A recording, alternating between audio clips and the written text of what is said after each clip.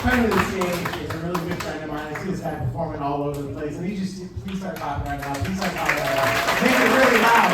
Joe Banda.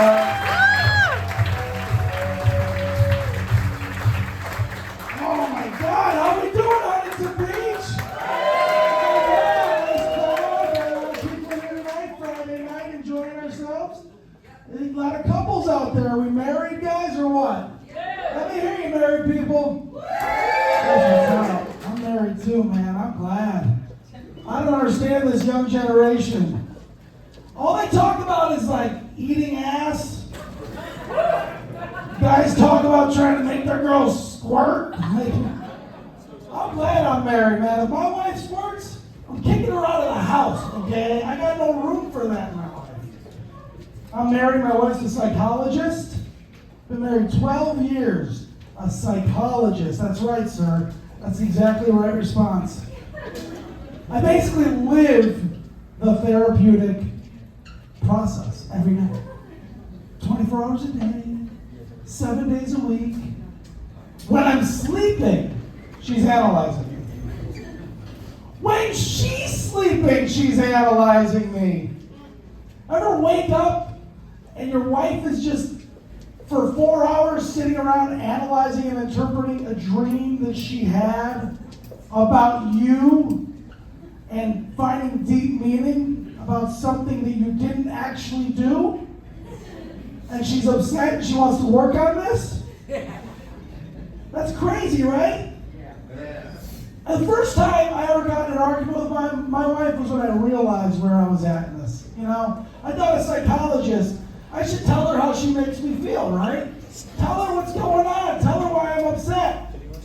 And after I'm all done ranting and raving, you know what she says?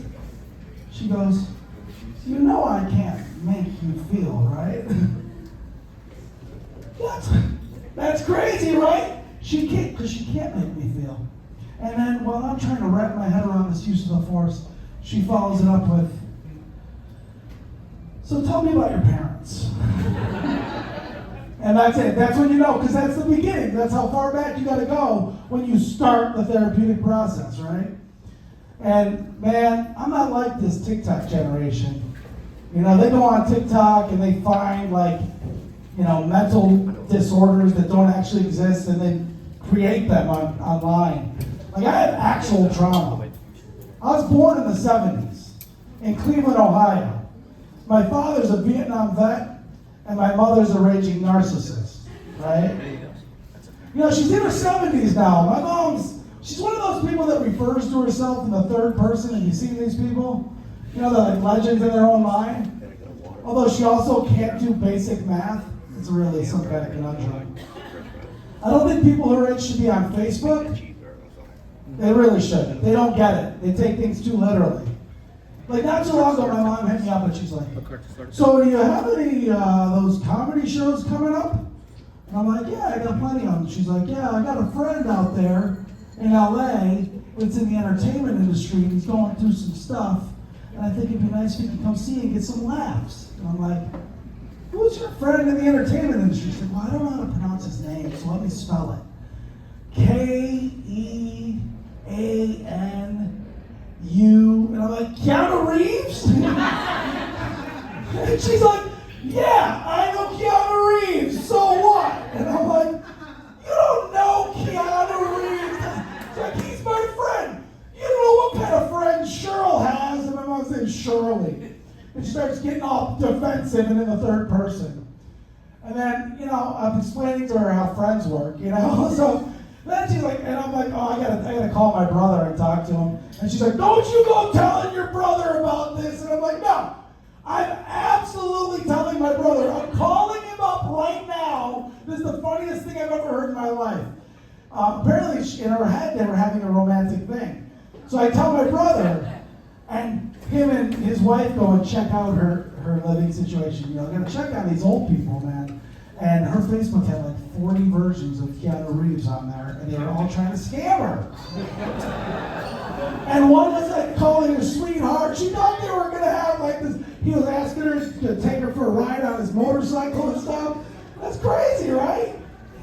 She lives in a trailer, my mom, right, in Middlefield, Ohio.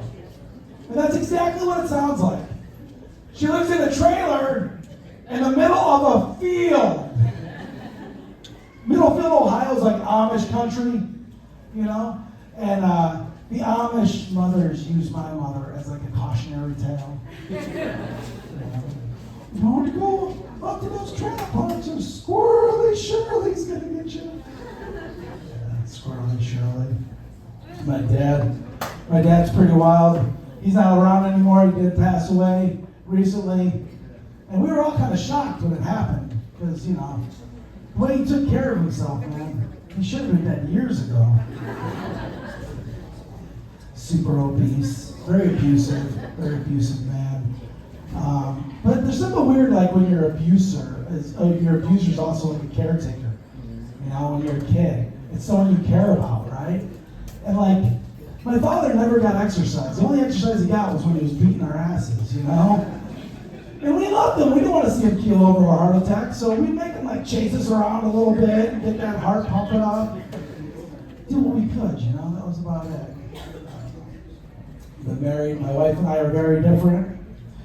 You know, she meditates a lot. Like, she goes on these retreats, like 3 times a year, all over the world, man. And they'll just sit in silence for 5 days. They sit in silence for 5 days. She never does that shit at home, though. She's always super chatty, too.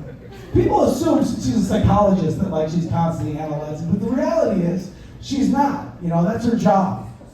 And when she gets done listening to people all day, she wants to talk, guys. That's what happens. And she gotta get it out.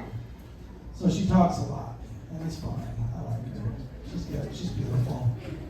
I ride a Harley. Any other motorcycle riders out there? Yeah, what do you ride? Yamaha, nice, right on. I had a Yamaha with a Harley gas tank when I was younger. We called it my Yamaha Harley. But yeah, my wife worries about me, you know, because it's dangerous. She wants me to wear one of those full face helmets in case, you know, God forbid something happens. I disagree, though. I think the half helmet's actually safer. That way the cops can just see that I'm white. To avoid problems right out the gate, guys. It's called being proactive. We're in Orange County. I try to get her to ride her own bike, you know, but she doesn't trust herself, you know. And if she doesn't trust herself, I don't trust her. I couldn't live with myself, you know. I couldn't imagine something happened to her, you know. She'd be disfigured or, you know, paralyzed and divorced. That would suck. She's beautiful. Keep it that way.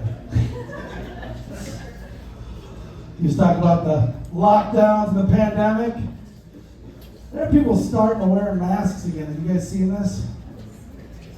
There are people that have been wearing masks the whole time. I've seen them in their cars with the windows up by themselves. They all got that same look in their eyes. You know what I'm talking about. Asian?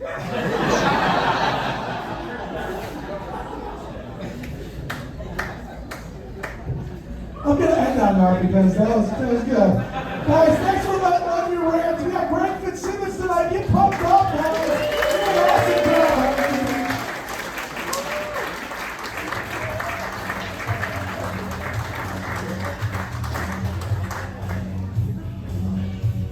Ladies and gentlemen, what about one more hand for Joe Bando?